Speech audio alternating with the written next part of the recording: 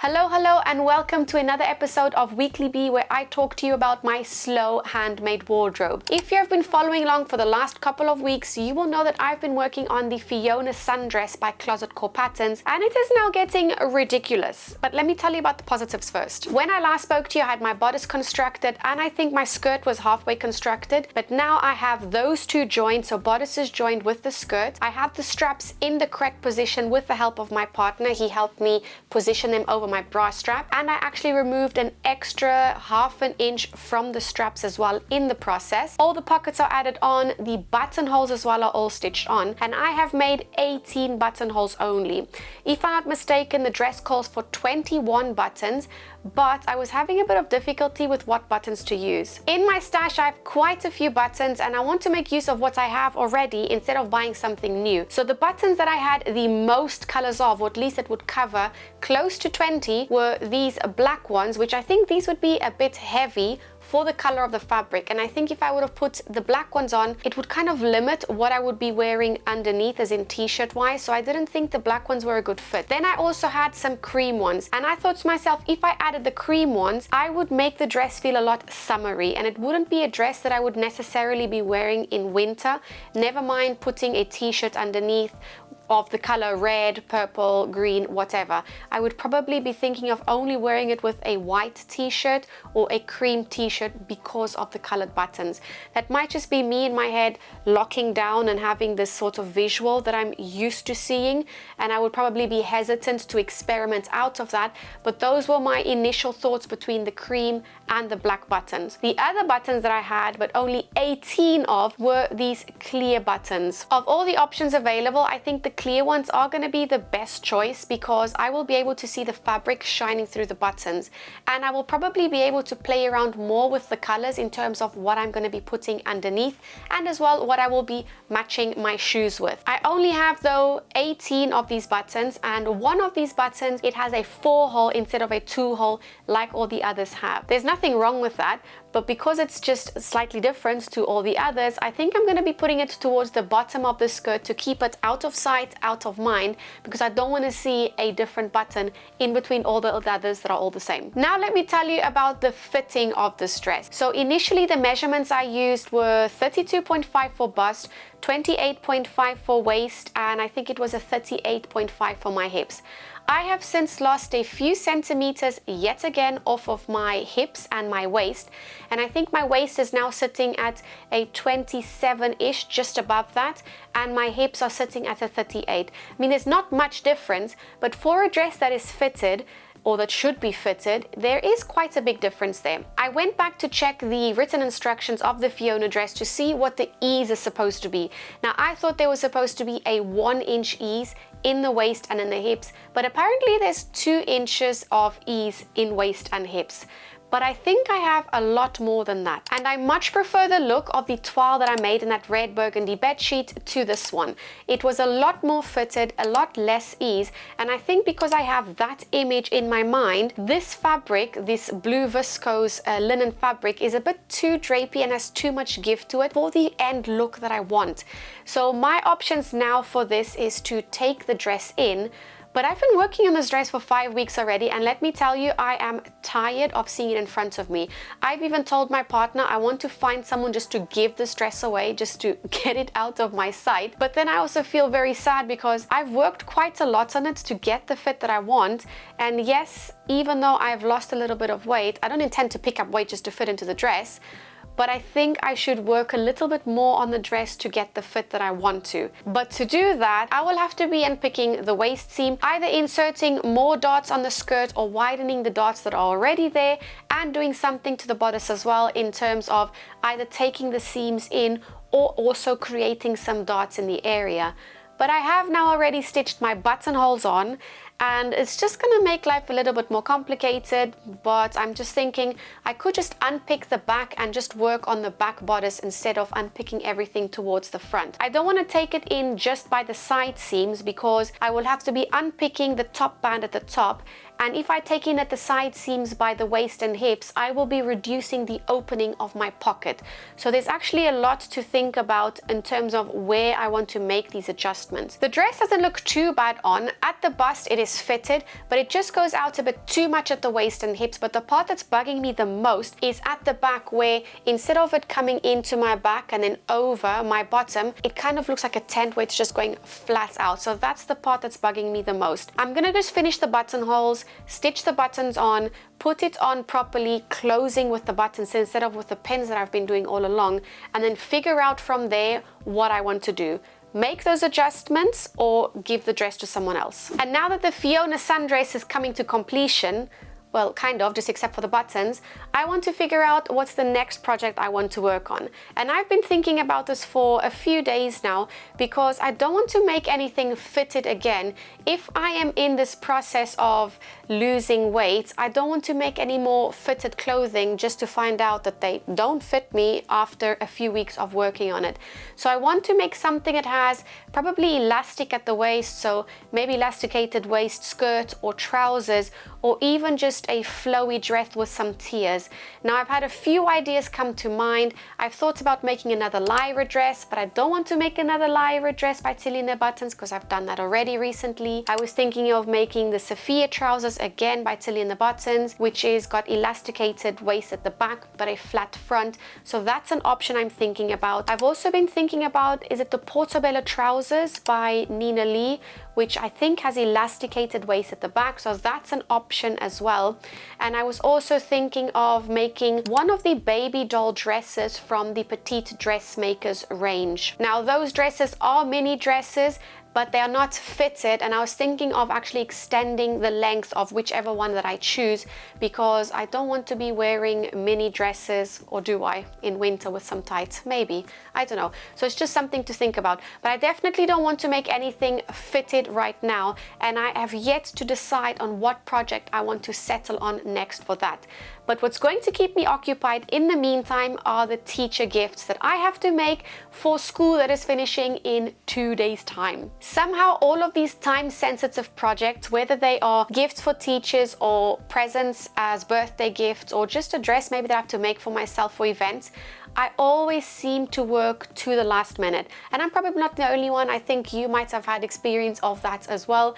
But the teacher gifts this year around is what's giving me the pressure. The gift that I want to make, and I'm sure I've told you this before, is the Paphos Pouch, which is one of my latest designs that I've been working on, and it's currently with the testers. So yesterday, my daughter was in the room with me and I told her, pick out the fabrics that you want to make the pouch in based on what you have learned from your teachers. And I said to her at the beginning of the year, try to figure out what are your teachers' favorite colors or favorite animals, or just what are some of their favorites, so that we can try and implement it in the pouch. And surprise, surprise, we are at the end of the year and she knows only about one of her teachers. So we know for sure that that teacher loves pink, black and white. And so the fabrics that she chose out for that teacher are these. So we are going to make the main exterior in this pink leopard print, and we are going to add this black for the ruffles. And I quite like the stripe, and I'm playing with the idea of, do I want the stripes to be lying horizontally across the sides, or do I want them to lay vertically? So I'm still going to play around with that. And then this is going to be for the lining plus a black zip. So that is for one teacher. For one of the other teachers, my daughter said to me that it looks like her favorite color is green because she wears a lot of green.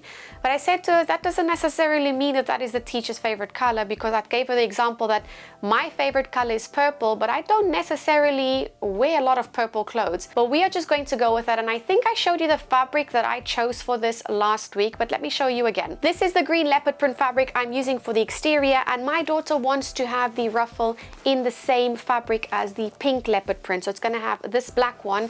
The interior, she wants it to be with a purple and this colored zip, which surprisingly I think goes really well with the green leopard print. And for the third teacher, she has chosen this fabric, which I made her some butterfly wings for her 4th birthday. So this is scraps that I have left. She wants the exterior with this fabric with pink ruffles, purple lining and this purple zipper, which I think actually kind of ties in as well with the theme. Although there is no purple on the exterior fabric, I think it will just give it a nice pop. I'm still questioning myself if I want to add the handles to the pouches just for the sake of time. Because I don't have a lot left, I have, I think, a couple of evenings and maybe 2 mornings, but I'm thinking that even if we get to the last day of school and I haven't made them, I think that morning I will be able to squeeze a bit in. It's a quick pouch to make, but the part where you have to spend a little bit more time on is quilting the panels,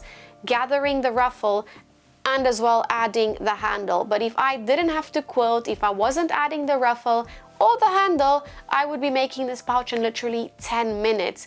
But I want to add the extra details on it as well. And speaking of details, I was thinking of adding a little personal touch on the inside of the bag from my daughter, something along the lines of from my daughter's name, adding the year 2025, and also maybe a special little message from my daughter herself. So I want to consult with her first before adding anything, see what she thinks and see what she wants to write inside the pouch. I also would like her to make a hand note, so a handwritten letter to her teachers, instead of us just buying something from the store that maybe other children will be doing and having the same as her. I want her gift to be unique. So every year she has been writing, she has been doing handmade cards, and I would like her this year to do the same if she wants to. So I think the gift will be super special if it's a handmade card as well as a gift, so the pouch that she has chosen basically all the elements too. And because she's into sewing, maybe this evening she will even help me stitch some of these bags together. So let's see what she thinks about all this. If you're enjoying this video today, please don't forget to like and subscribe so that you can keep on catching up with me week after week about my handmade wardrobe. Now let me tell you about what I have been knitting. I started knitting the ribbing for the sweater, the Take It or Leave It sweater by Cara's Knit, I think a couple of weeks ago, and I finished the ribbing and I added a lifeline. So I added a different colored strand of yarn, basically serving as a lifeline, that in case I do make a mistake upstairs, so a bit forward, and I need to undo any of those rows, I will be able to stop there and I won't have to unravel a lot more of the work. I have knit now about 25 rows of the bodice and I'm really enjoying the complexity of this pattern. I'm loving changing the stitches, so there's lots of yarn overs and knitting two together, passing slip stitched overs, making bobbles, making the cables on the sides. I'm just really enjoying the process. I mentioned to you last week that I found a hiccup in the pattern where I thought that there were some instructions missing for the chart that I was working with. If you've never worked with a knitting chart, there are lots of rows and columns with numbers, and you would generally read odd numbers from right to left, and then even numbered rows you would read them from left to right. And each little square in those rows is a stitch that you have to work based on the instructions that are provided. And the instructions that were missing is, it would generally say on an odd row you would purl that block, so purl that stitch, and on an even row you would knit that same stitch. But it would only tell me that for that colored block you would purl it. So if I had to do that in every row, I would be basically getting, is it called a garter stitch? So where it's knit one, purl one, knit one, purl one, knit one, purl one, instead of having stockinette stitch, which is all knit or all purl, depending on which side you were looking from. Once that was confirmed, it was pretty easy to start the first couple of rows and then just continue in pattern from there. And I just love how it is looking. I am so glad that I added the silver thread in between as well, because I think it just elevates it.